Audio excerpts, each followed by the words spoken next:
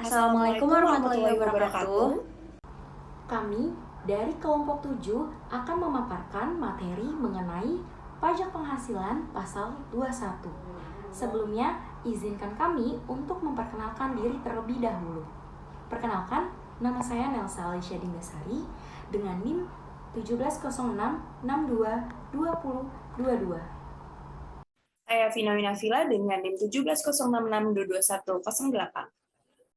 Saya Lisma Cahya Firlia dengan NIM 1706622063. Pokok pembahasan yang akan dibahas pada hari ini yaitu mengenai pajak penghasilan 21 atau PPh 21. Saya akan masuk ke pembahasan yang pertama yaitu apa itu PPh 21. PPh 21 merupakan pajak pemotongan yang dikenakan atas penghasilan yang diterima oleh seorang wajib pajak orang pribadi atau WPOP dalam negeri berupa gaji, upah, honorium, tunjangan, dan pembayaran lain dengan nama. Dan dalam bentuk apapun yang sehubungan dengan pekerjaan, jasa, atau kegiatan yang dilakukannya. Selanjutnya ada wajib pajak pada PPh 21. Yang pertama adalah pegawai, yang kedua penerima uang pesangon, pensiun atau uang manfaat pensiun, tunjangan hari tua atau jaminan hari tua termasuk ahli warisnya. Yang ketiga bukan pegawai yang menerima atau memperoleh penghasilan sehubungan dengan pemberian jasa. Yang keempat, anggota Dewan Komisaris atau Dewan Pengawas yang tidak merangkap sebagai pegawai tetap pada perusahaan yang sama. Yang kelima adalah mantan pegawai. Yang keenam, peserta kegiatan yang menerima atau memperoleh penghasilan sehubungan dengan keikutsertaan. Lalu yang bukan termasuk wajib pajak antara lain yang pertama, pejabat perwakilan dan konsulat atau pejabat lain dari negara asing dengan syarat yang pertama, bukan warga negara Indonesia. Yang kedua, di Indonesia tidak menerima atau memperoleh penghasilan lain di luar jabatan atau pekerjaannya tersebut. Yang ketiga, negara yang bersangkutan memberikan perlakuan timbal balik. Lalu selanjutnya, pejabat perwakilan organisasi internasional dengan syarat yang pertama, bukan warga negara Indonesia. Yang kedua, tidak menjalankan usaha atau kegiatan atau pekerjaan lain untuk memperoleh penghasilan dari Indonesia. Selanjutnya adalah hak dan kewajiban wajib pajak. Dimulai dari haknya terlebih dahulu, yaitu yang pertama, wajib pajak berhak meminta bukti pemotongan PPh pasal 21 kepada pemotong pajak. Yang kedua, wajib pajak berhak mengajukan surat keberatan kepada DJP atau Direktorat Jenderal Pajak jika PPh pasal 21 yang dipotong oleh pemotong tidak sesuai dengan peraturan yang berlaku. Yang ketiga, wajib pajak berhak mengajukan permohonan banding secara tertulis dalam bahasa Indonesia dengan alasan yang jelas kepada Badan Penyelesaian Sengketa Pajak terhadap keputusan mengenai keberatannya yang ditetapkan oleh DJP atau Direktorat Jenderal Pajak. Lalu untuk kewajibannya yaitu yang pertama, wajib pajak wajib menyerahkan surat pernyataan kepada pemotong pajak yang menyatakan jumlah tanggungan keluarga pada 1 tahun takwim untuk mendapatkan pengurangan berupa PTKP. Yang kedua, wajib pajak berkewajiban menyerahkan SPT tahunan PPh wajib pajak orang pribadi jika wajib pajak mempunyai penghasilan lebih dari satu pemberi kerja. Terima kasih atas kesempatannya. Di sini saya akan melanjutkan pemaparan dari rekan saya sebelumnya, yaitu di sini ada objek pajak penghasilan pasal 21, yaitu terdapat dua. Yang pertama, penghasilan tetap dan teratur setiap bulan yang diterima oleh pegawai seperti gaji tunjangan. Nah, yang kedua, penghasilan tidak tetap dan teratur yang diterima oleh pegawai, bukan pegawai, dan peserta kegiatan seperti honor kegiatan, honor narasumber dan sebagainya. Nah, kemudian di sini ada pengecualian pajak penghasilan pasal 21. Yang pertama, pembayaran kepada wajib pajak yang memiliki dan menyerahkan fotokopi surat keterangan. Yang kedua, pembayaran dengan mekanisme uang persediaan sehubungan dengan pekerjaan, jasa, atau kegiatan dengan nama dan dalam bentuk apapun yang dibayarkan kepada rekanan pemerintah yang dilakukan melalui pihak lain dalam sistem informasi pengadaan yang telah dipungut pajak penghasilan pasal 22 oleh pihak lain. Nah, selanjutnya pembayaran penghasilan kepada rekanan pemerintah yang dapat menyerahkan fotokopian SKB atau surat keterangan bebas, pemotongan dan pemungutan yang dapat disingkat sebagai potput pajak penghasilan berdasarkan ketentuan yang mengatur mengenai tata cara pengajuan permohonan pembebasan dari pemotongan dan pemungutan pajak penghasilan.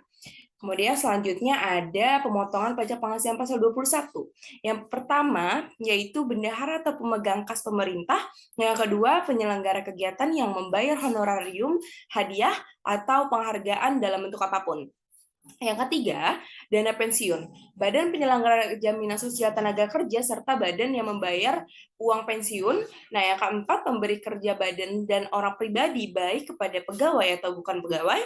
Yang kelima, orang pribadi yang melakukan kegiatan usaha atau pekerja bebas. Nah, selanjutnya terdapat tidak termasuk pemotong pajak penghasilan pasal 21, yaitu pada Per Strip 16/PJ 2016 pasal 2 pemberi kerja yang tidak wajib melakukan pemotongan, penyetoran, dan pelaporan pajak penghasilan pasal 21, yaitu yang pertama adanya organisasi-organisasi internasional, sebagaimana dimaksud dalam pasal 3 ayat 1 huruf C Undang-Undang Pajak Penghasilan yang telah ditetapkan oleh Menteri Keuangan. Nah, yang kedua, kantor perwakilan negara asing.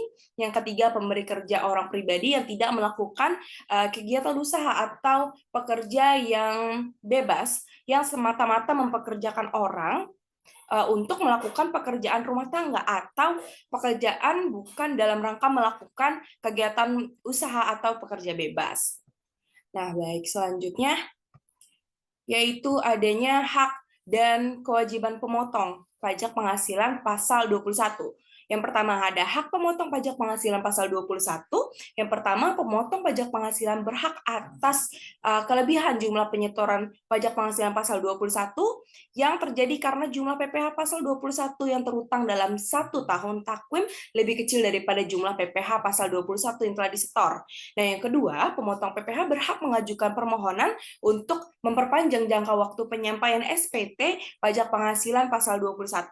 Nah, yang ketiga, pemotong pajak penghasilan dapat mengajukan keberatan kepada Direktur Jenderal Pajak dan permohonan banding kepada Badan Peradilan Pajak.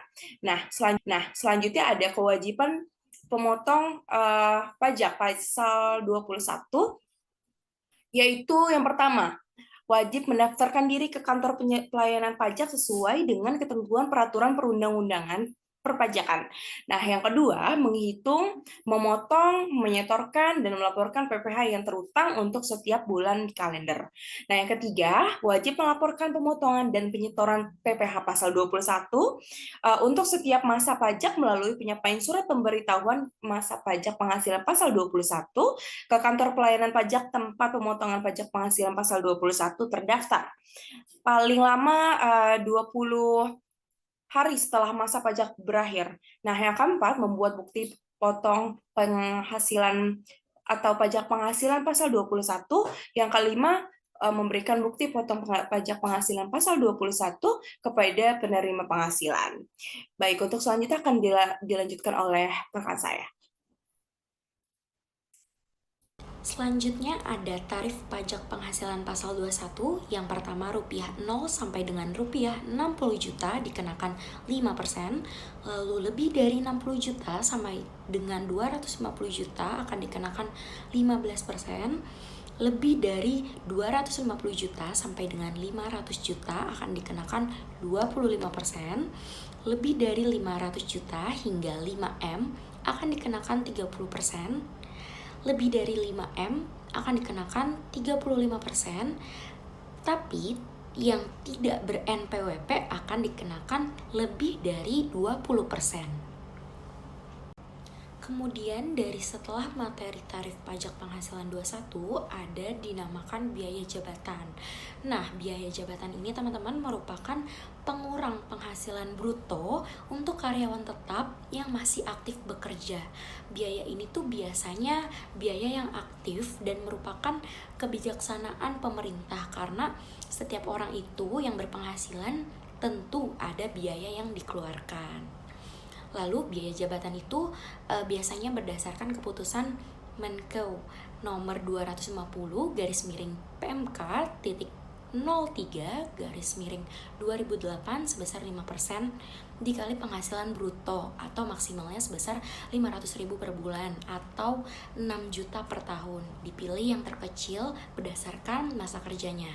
Nah, biaya jabatan ini juga melekat pada perusahaan tempat bekerjanya.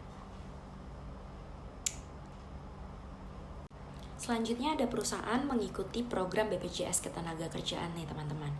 Dari tabel di samping, uraian JKK, JKM, JPK apabila dibayar perusahaan, pemberi kerjanya itu biayanya bagi perusahaan, tapi karyawannya penghasilan digabung dengan pajak penghasilan bruto gaji. Lalu uraian yang kedua ada JKK, JKM, JPK apabila dibayar karyawan, pemberi kerjanya itu tidak ada, namun karyawannya bukan pengurang bagi karyawannya tersebut. Lalu ada iuran ketiga di mana iuran JHT dibayar oleh perusahaan. Pemberi kerjanya itu biayanya bagi perusahaan. Nah, karyawannya itu tidak menambah penghasilan bruto. Selanjutnya ada iuran di mana iuran JHT dibayar oleh karyawan, tapi pemberi kerjanya tidak ada. Nah, karyawannya ini biaya yang bagi karyawan lalu pengurang oleh pajak penghasilan bruto. Selanjutnya ada penghitungan PKP, di mana penghasilan yang diterima atau diperoleh tetap, baik teratur maupun tidak teratur, tercantum dalam PMK nomor 252, garis miring PMK nomor 3, garis miring 2008, pasal 9 ayat 1, huruf A angka 1. Nah, dasar pengenaannya PKP sama dengan penghasilan neto dikurang PTKP. Jadi penghasilan neto sama dengan penghasilan bruto dikurang biaya jabatan. Untuk pegawai tidak tetap atau tenaga kerja lepas yang diperlakukan sebagai pegawai tetap, penghitungan PPh pasal 21-nya dengan pegawai tetap itu sama. Jadi dasar pengenaannya PKP sama dengan penghasilan neto dikurang PTKP, yang dimana penghasilan neto ini adalah penghasilan bruto dikurang biaya jabatan. Selanjutnya ada PTKP, di mana pertama pasal 6 Undang-Undang Nomor 7 Tahun 1983 JO, Undang-Undang Nomor 10 Tahun 1994 JO, Undang-Undang Nomor 17 Tahun 2000 JO, Undang-Undang Nomor 36 Tahun 2008 menyatakan bahwa kepada WPO diberikan pengurangan berupa PTKP. Yang kedua, PTKP itu melekat kepada orang pribadi. Yang ketiga, PTKP ditambahkan diberikan kepada yang sudah menikah dan mempunyai tanggungan maksimal 3 orang yang diberikan kepada keluarga sedarah dan semenda dalam garis keturunan lurus serta anak angkat.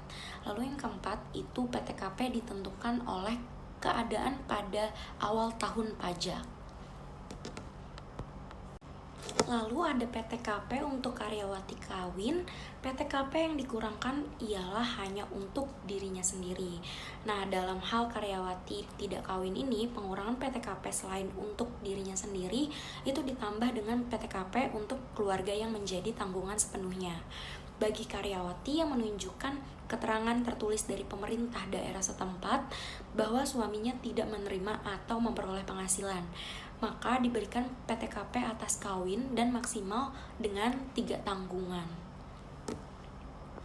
Nah, ada PTKP 2016, TK step ini tahunan 54 juta, bulanan 4.500.000, hariannya 150.000. TK satunya dia tahunannya 58.500.000, bulanannya 4.875.000, hariannya 162.500. TK 2-nya tahunannya 63 juta, bulanannya 5.250.000, hariannya 175.000. TK 3-nya tahunan 67.500.000, bulanannya 5.625.000, hariannya 187.500.